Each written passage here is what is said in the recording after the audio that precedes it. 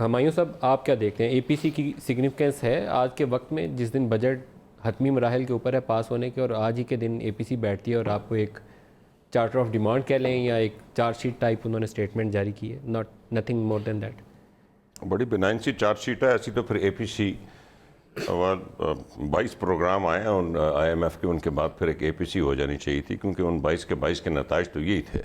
اور میرے خیال اس کے ٹاک شوز میں ہم اس سے زیادہ سخت اسٹیٹمنٹ جاری کر دیتے ہیں، کسی ٹاک شو میں بیٹھ جاتے تو زیادہ بہتر. جی جی، بڑی بنائن سی اسٹیٹمنٹ. دیکھیے، جو پچھلی اے پی سی ہے، میں لیڈر کا نام نہیں لیتا کیونکہ وہ پبلک اسٹیٹمنٹ نہیں تھی، لیکن ایک اسٹیٹمنٹ ایمرج کی تھی کہ ہم اکٹھے تب ہوں گے جب سب جیل چلے جائیں گے.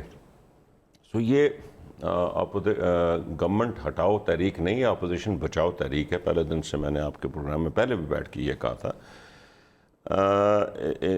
اب دیکھیے، چارٹر آف اکانومی کا اگر وہ صحیح معنوں میں ہمیں مشورے دینا چاہیں، جس پہ عمران خان صاحب راضی ہوئے کہ آؤ بیٹھو دیتے ہیں مشورے، نو کنڈیشنز، کوئی پری کنڈیشن نہیں ہوگی کہ میرے مقدمے ختم کر دو یا مجھے این آر او دے دو، تو ہم بات کرتے ہیں. آپ نے دیکھا کہ بات کیسے آئی گئی ہو گئی، کوئی لاجسٹکس پہ آگئی، کسی نے کہا پہلے آپ فون کریں، اس نے کہا آپ کریں، ہم بیٹھیں اٹھیں، اس پہ بات ختم ہو گئی. اتنی سیریس بات.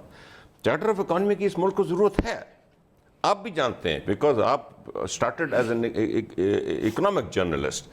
کیونکہ آپ نے اگر ٹیکس نیٹس بڑھانے ہیں، اگر آپ نے وہ سیکٹرز جن 72 سال سے ٹیکس نہیں ہوئے اور ویسٹڈ انٹرسٹ ادھر مضبوط بیٹھے ہوئے ہیں، ان کو اپروو کرنا ہے، تو سب پارٹیاں مل کے کریں گے، ورنہ کبھی بھی نہیں آپ ٹیکس نیٹ بڑھا سکیں گے. جی. ایک اور چیز یہ ہے ندیم کہ historically, no pun intended, but P M L N جو ہے یہ بنیادی طور پہ اقتدار کی پارٹی ہے، اور پی ایم ایل این جو ہے وہ اپوزیشن میں رہ کے احتجاج کی سیاست جو ہے اس میں اتنی کامیاب نہیں ہوتی جتنے یہ اقتدار کی سیاست میں کامیاب ہوتی ہے.